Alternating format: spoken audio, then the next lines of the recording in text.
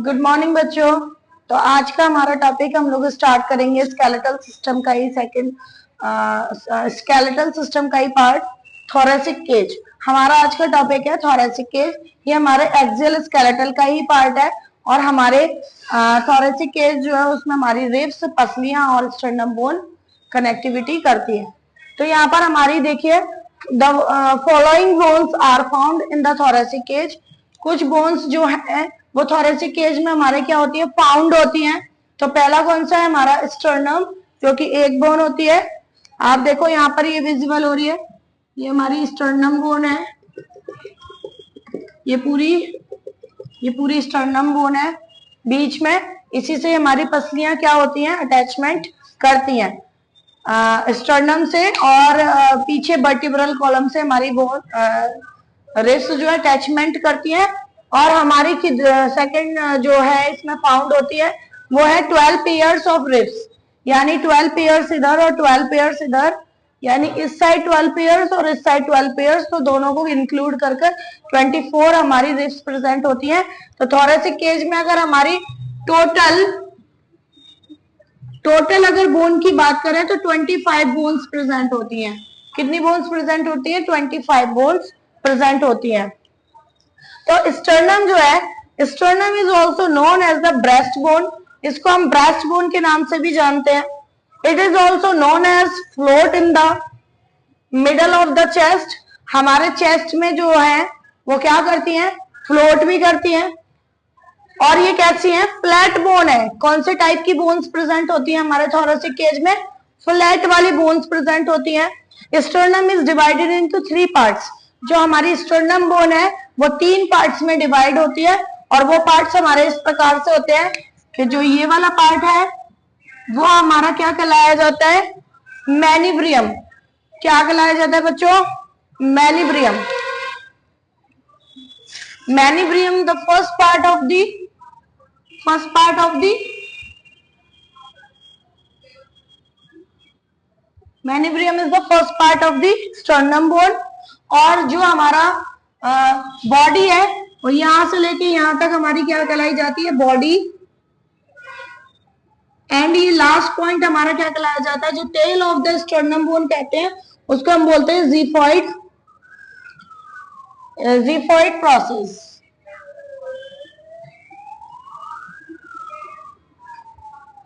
ज़िफॉइड process. तो बच्चों ये 3 पार्ट मिलकर हमारी एक स्टर्नम बोन बनाती है। पहला पार्ट है उसका मैनिब्रियम कहलाया जाता है, दूसरा पार्ट बॉडी, एंड तीसरा पार्ट इज ज़िफॉइड प्रोसेस।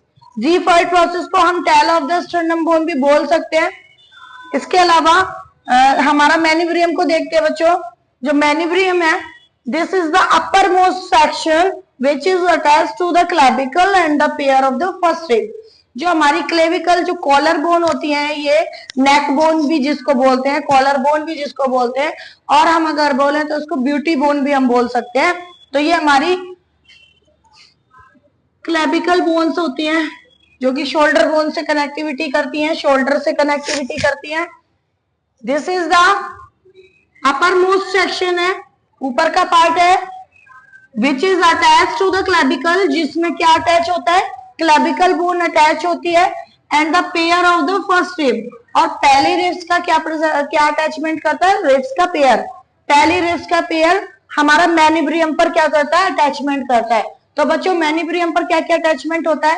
पहला तो हमारी क्लेविकल बोन, जो कि शोल्डर बोन या नेक बोन हम बोल सकते हैं जिसको, वो मैनिब्रियम से अटैचमेंट करती है। और हमारी जो फर्स्ट रिब्स के पेयर है, यानी एक रिब्स इधर एक रिब्स इधर, जो फर्स्ट पेयर रिब्स का है वो भी हमारे मैनिब्रियम पर क्या करता है, अटैचमेंट करता है। ठीक है। इसके बाद में हमारी आती है बॉडी। तो बॉडी में देखेंगे हम लोग, it is the middle part of the sternum. ये हमारी जो स्टर्नम बोन है उसका जो मिडल पार्ट होता है, मैंने यहाँ लिखा है देखो, ये जो मिडल पार्ट है वो स्टर्नम का क्या कहलाया जाता है, बॉडी कहलाया जाता है। किसका? हमारी बॉडी नहीं, स्टर्नम बोन की बॉडी। ठीक है। This is the attached to the 11 pair of the ribs.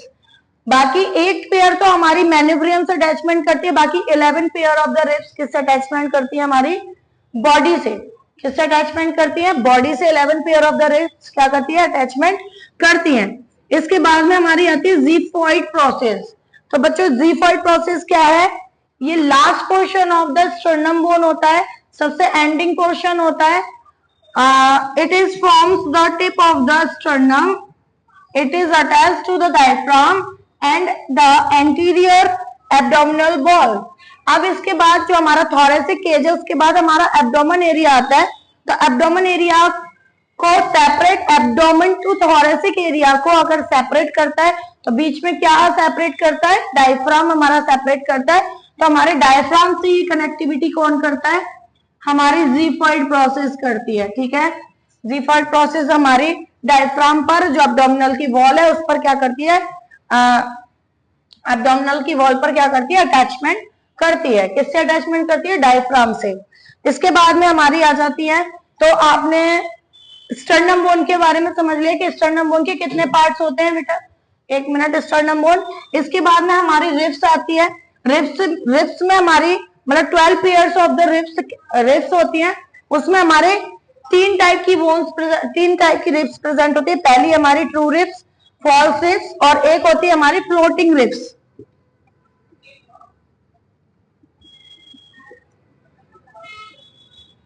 एक हमारी जो थर्ड वन है वो हमारी कौन सी रिब्स होती है? Floating ribs. तो बच्चों देखो, जो हमारी ट्रू रिब्स है, अब हम इनको ट्रू और फॉल्स क्यों बोल रहे हैं? ट्रू और फॉल्स हम इसलिए बोल रहे हैं कि ये जो हमारा कंकाल है, जो ये पसलियों का जो कवच बना है, जो थोरेसिक केज बना है, उसमें ट्रू रिब्स और फॉल्स रिब्स का क्या मैटर है? द फर्स्ट 7 पेयर, बच्चों इधर देखना, ये 7 पेयर यानी 7 pair of the ribs they are directly attached to the sternum. जो हमारी 7 पेयर ऑफ द रिब्स होती हैं वो डायरेक्टली किससे अटैचमेंट करती हैं? स्टर्नम से अटैचमेंट करती हैं। जो 7 पेयर ऑफ द रिब्स है, जो रिब्स के 7 पेयर है, वो हमारी स्टर्नम से डायरेक्ट कनेक्टिविटी करती हैं। तो वो हमारी कौन सी रिब्स कहलाई जाती हैं? True ribs. कौन सी रिब्स? ट्रू रिब्स, जो कि directly connectivity of the sternum से कर रहे हैं, उनको हम ट्रू रिब्स बोलते हैं। और फॉल्स रिब्स हम किसको बोलते हैं? तो देखिए रिब्स 8, 9, 10, ये हमारी जो 8, 9 और 10वीं जो रिब्स का पेयर है वो हमारा it is also known as false ribs. इनको हम कौन सी रिब्स बोलते हैं? किस रिब्स के नाम से जानते हैं? फॉल्स रिब्स के नाम से। 8वीं, 9वीं और 10वीं पेयर जो हमारे रिब्स का है वो हमारी फॉल्स रिब्स कहलाई जाती हैं। They are attached to the upper ribs. तो देखिए ये वाली रिब्स जो है ये ऊपर वाली रिब्स से अटैचमेंट करती हैं, डायरेक्टली स्टर्नम से अटैचमेंट नहीं करती हैं। ठीक है, फॉल्स रिब्स में आपको समझ में आया होगा कि कौन कौन सी रिब्स हमारे अटैचमेंट करती हैं। इनडायरेक्टली हमारी किससे? ऊपर वाली रिब्स से अटैचमेंट करती हैं हमारी, तो वो कौन सी कहलाई जाती है? False ribs. इसके बाद में हमारी थर्ड वन जो रिब्स आती है वो आती है फ्लोटिंग रिब्स। तो फ्लोटिंग रिब्स में हमारी लास्ट के 2 पेयर्स ऑफ द रिब्स, जो कि 11th और 12th वाली रिब्स हमारी कौन सी होती है? फ्लोटिंग रिब्स होती है। Last 2 pair of the ribs are called floating ribs because they are not attached to anything. बच्चों ये डायरेक्टली ना तो स्टर्नम से अटैचमेंट करती हैं और ना ही ऊपर वाली रिब्स से अटैचमेंट करती हैं। ये हमारी डायरेक्टली क्या होती हैं? फ्लोटेड रहती हैं, जो कि देखो मैंने यहाँ पर बनाई हुई है। ये फ्लोटिंग रिब्स है, ये वर्टिब्रल कॉलम से डायरेक्टली क्या करती है? अटैचमेंट करके फ्लोट करती रहती है इस तरीके से। किसी भी दूसरे रिब्स से या फिर स्टर्नम बोन से इसका अटैचमेंट नहीं होता। इस वजह से इनको कौन सी रिब्स बोलते हैं हम? Floating ribs. कौन सी रिब्स? Floating ribs. तो रिब्स के टाइप समझ में आए हमारे? ट्रू रिब्स होती है, फॉल्स रिब्स होती है और फ्लोटिंग रिब्स होती है। और कौन कौन सी रिब्स इसमें इंक्लूड है वो आप देख लेना। ठीक है, इसके बाद में यहाँ पर हमारी ये देखिए, ड्यूरिंग रेस्पिरेशन हमारे क्या होता है? जब हम रेस्पिरेशन करते हैं, जो हमारा थोरेसिक केज होता है उसमें कौन कौन से ऑर्गन सिचुएटेड होते हैं?